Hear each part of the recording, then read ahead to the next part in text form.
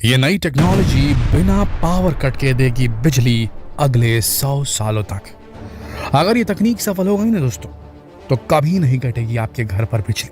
जी हाँ, इस तकनीक की मदद से इतनी ऊर्जा पैदा की जा सकती है जिसके आगे सूरज की ऊर्जा भी फेल हो जाएगी। आखिर कौन सी है ये टेक्नोलॉजी जिसके बारे में इतने बड़े बड़े दावे किए जा रहे हैं, और क्या ये सेफ है? कहीं से पर्यावरण को कोई खतरा तो नहीं है? अगर आप भी इन सवालों के जवाब जानना चाहते हैं तो वीडियो को अंत तक जरूर देखें।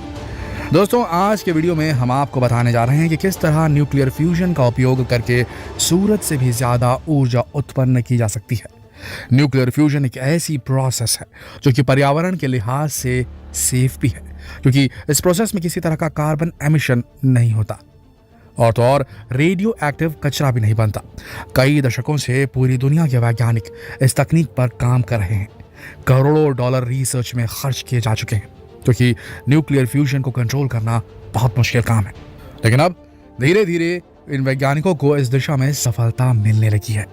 जर्मनी ने इस दिशा में बड़ी सफलता हासिल की है। जर्मनी के प्लाज्मा रिसर्च फैसिलिटी ने न्यूक्लियर फ्यूजन के क्षेत्र में नए रिकॉर्ड कायम किए हैं और अपने नए फ्यूजन रिएक्टर से अनंत और स्वच्छ ऊर्जा, अनलिमिटेड और क्लीन एनर्जी को उत्पन्न करके सबको हैरान कर दिया है। जर्मनी के Max Planck Institute for plasma physics ने एक ऐसे न्यूक्लियर फ्यूजन रिएक्टर का निर्माण किया है जो कि काफी अधिक मात्रा में ऊर्जा जनरेट कर सकता है। न्यूक्लियर फ्यूजन के बाद इस डिवाइस में हाइड्रोजन प्लाज्मा प्रोड्यूस होता है। इस न्यूक्लियर फ्यूजन रिएक्टर का नाम है वेंडलस्टीन 7 एक्सेलरेटर।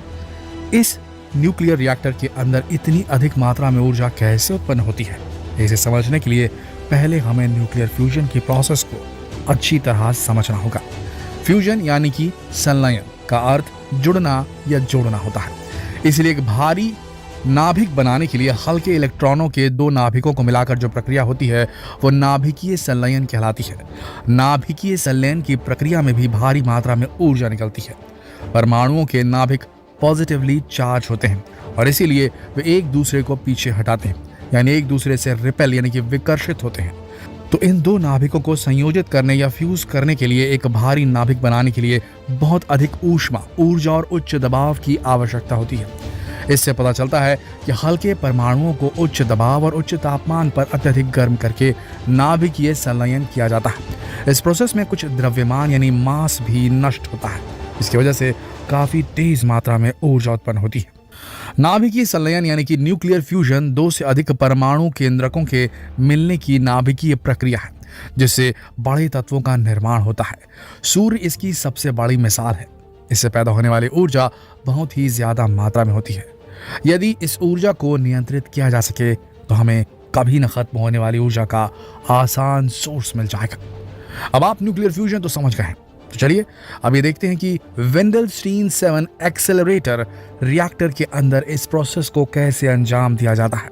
इस मशीन में 50 मैग्नेटिक कॉइल्स होती हैं जो कि सुपर कंडक्टर यानी कि ऊर्जा की चालक होती हैं, जो कि 3.5 मीटर लंबी होती हैं।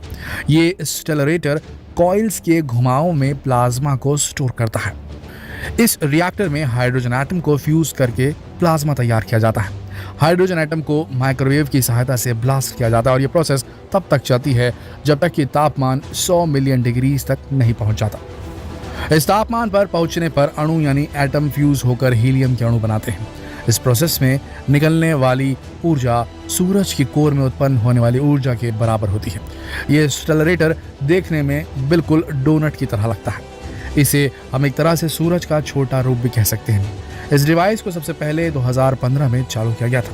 तब इस डिवाइस ने 1 सेकंड के 10वें हिस्से में 40 मिलियन डिग्री केल्विन तापमान को प्राप्त कर लिया था। आपको सुनकर आश्चर्य होगा कि सूरज का तापमान भी केवल 5505 डिग्री सेल्सियस पहुंच सकता है, यानी कि ये मशीन सूरज को भी मात देने में सक्षम है। न्यूक्लियर फ्यूजन से ऊर्जा उत्पन्न करने वाली एक दूसरी मशीन है ETA न्यूक्लियर रिएक्टर। ETA अपने तरह की सबसे पहली और पावरफुल मशीन है। इसे फ्रांस के कैडराश में बनाया जा रहा है।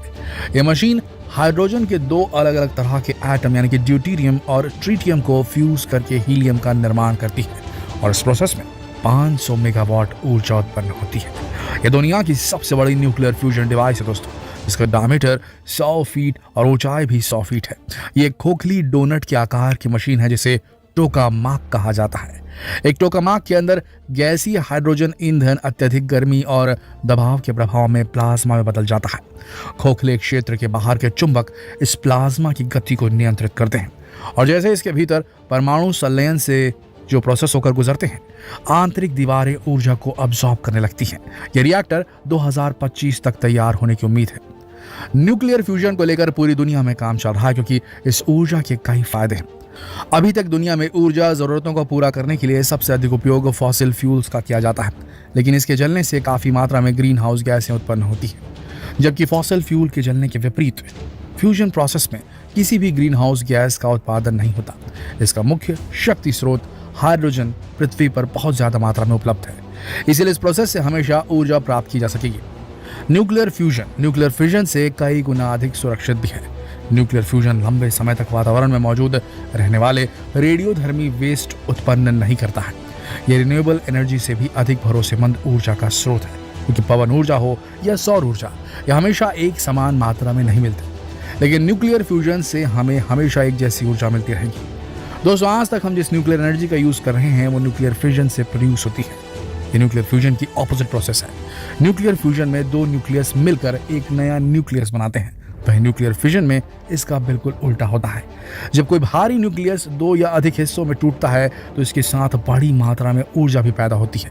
इस न्यूक्लियस के टूटने की प्रक्रिया को न्यूक्लियर फिजन कहा जाता है, लेकिन इस प्रक्रिया में काफी मात्रा में रेडियो एक्टिव वेस्ट भी निकल जाता है, जिसे हैंडल करना मुश्किल होता है, जो कि पर्यावरण के साथ मानव प्रजाति के लिए भी काफी हानिकारक है। इस न्यूक्लियर वेस्ट का निपटारा करना एक बड़ा टास्क होता है, लेकिन लाख कोशिशों के बाद भी इससे पूरी तरह छुटकारा नहीं पाया जा सकता। परमाणु बम इस प्रोसेस का सबसे बड़ा उदाहरण है और इसके इफेक्ट कितने खतरनाक होते हैं हम सब जानते हैं। एक परमाणु बम एक बार में एक पूरे शहर को हमेशा के लिए बर्बाद कर सकता है। जापान के हिरोशिमा और नागासाकी आज इतने सालों बाद भी परमाणु बम के प्रभाव झेल रहे हैं। दोस्तों, देखा आपने किस तरह न्यूक्लियर फ्यूजन हमारे लिए ऊर्जा का बेहतरीन विकल्प हो सकता है, लेकिन अभी तक कोई भी देश इस क्षेत्र में सफल नहीं हुआ है। हाँ, चीन ने जरूर इस क्षेत्र में कुछ हद तक सफलता हासिल कर ली है। उम्मीद है कि जल्द ही वैज्ञानिक न्यूक्लियर फ्यूजन को कंट्रोल कर ऊर्जा उत्पन्न करने में सफलता प्राप्त कर लेंगे और उसके बाद हमें कभी बिजली के लिए परेशान नहीं होना पड़ेगा। दोस्तों, जानकारी आपको कैसी लगी हमें कमेंट सेक्शन में जरूर बताएं। वीडियो को अपने दोस्तों के साथ जरूर शेयर करें ताकि वो भी इस फ्यूचरिस्टिक तकनीक के बारे में जान सके। तो फिर मिलते हैं एक और दिलचस्प वीडियो में, तब तक के लिए आप सबका इस वीडियो के अंत तक बने रहने के लिए दिल से धन्यवाद।